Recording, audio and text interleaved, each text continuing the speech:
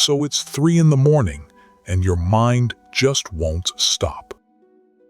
Your body's exhausted, the house is dark, the whole street is asleep, and yet behind your closed eyes, some voice is wide awake, replaying that one conversation, counting the bills, rehearsing every way tomorrow could go wrong.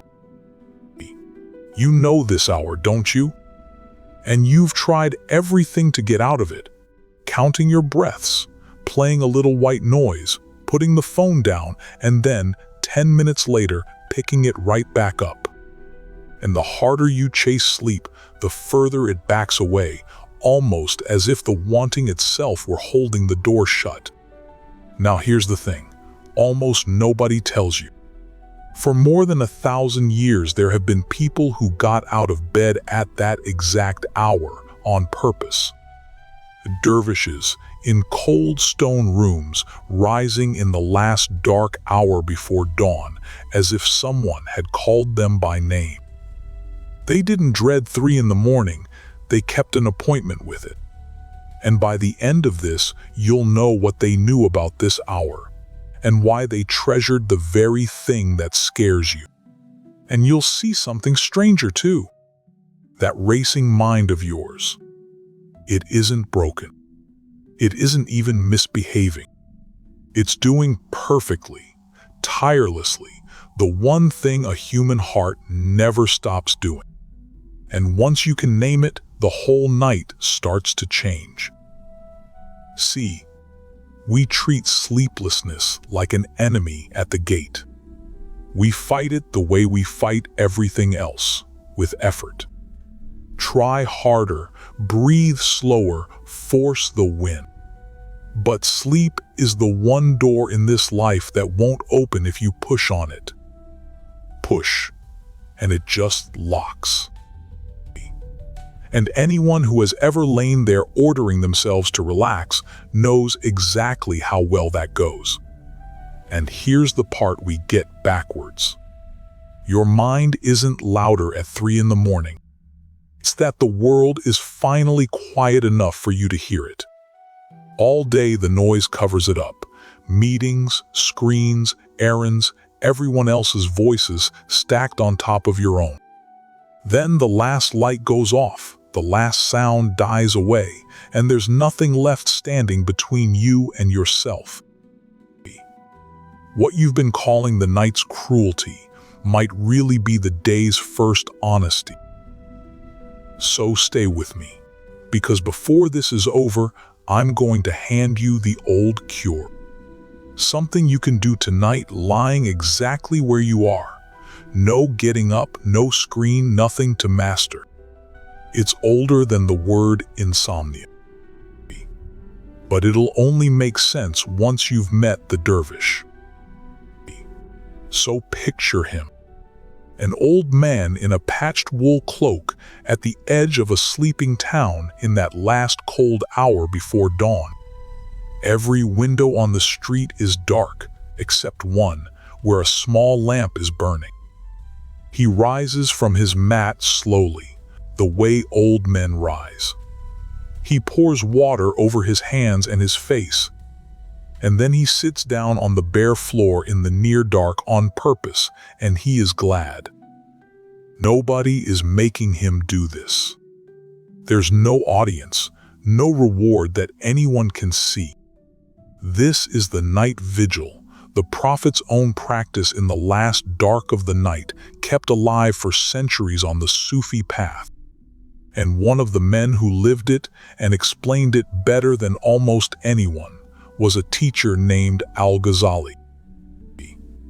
Al-Ghazali taught that the hours of the night are the truest hours, that word spoken then weigh more, and the heart is easier to steer because nothing is performing anymore. Nobody lies about who they are at 3 in the morning, and you know that better than anyone. And what does the old man do with the truest hour of his life? Nothing impressive.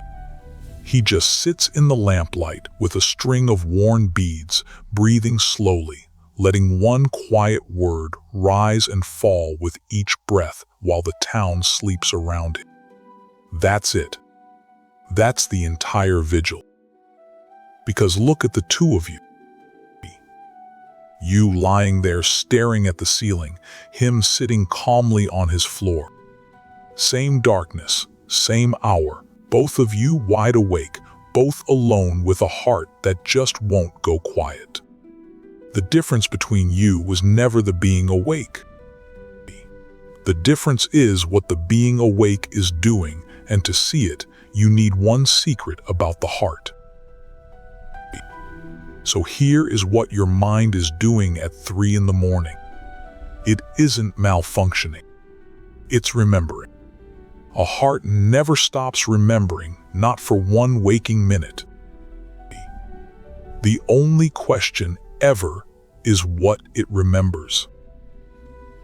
And a heart left to itself will remember whatever frightens it most, the unpaid bill, the apology you never said, the tomorrow that might fall apart. Round and round it goes, all night.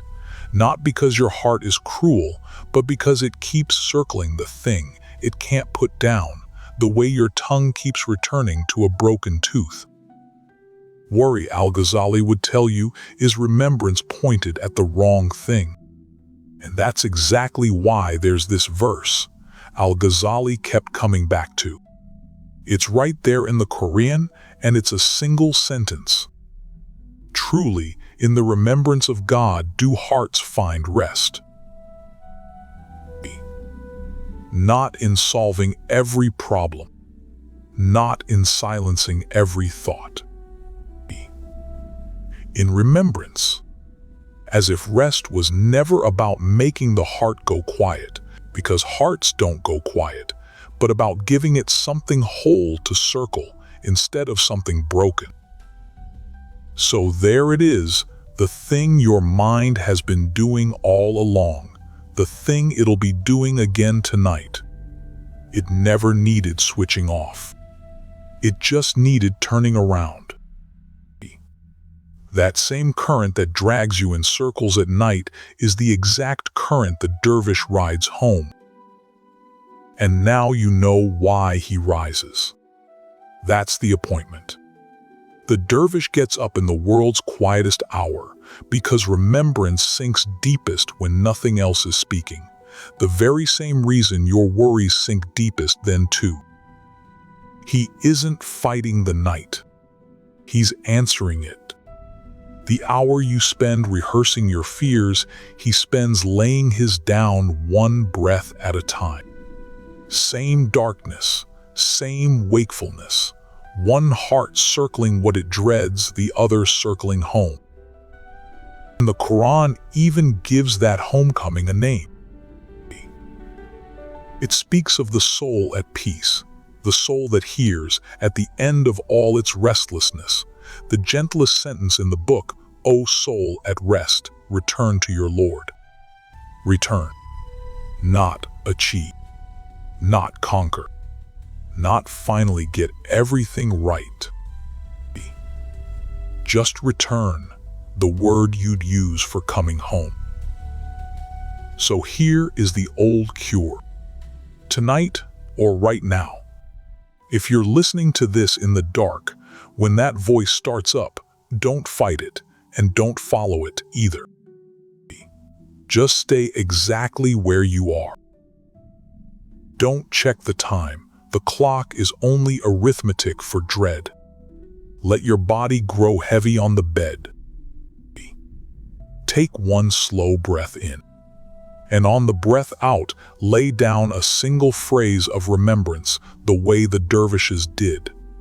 One word settling on each exhale like a stone settling to a riverbed. If you have the words of your own faith, use them.